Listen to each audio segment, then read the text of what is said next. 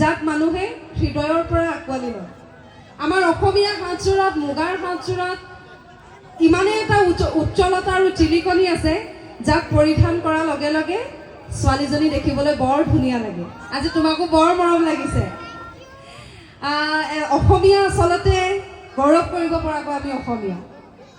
আমি খাদ্য সম্ভাৰৰ পৰা ধনী, আমি সাজ পোছাকৰ পৰা ধনী, আৰু লগতে আমি বিহু নৃত্যত ধনী। গতিকে ফ্ল'ৰিনৰ উজ্জ্বল ভৱিষ্যত আমি কামনা কৰিছোঁ। সদায় এনেদৰে আগবাঢ়ি যোৱা। আৰু আছে গম পাইছোঁ।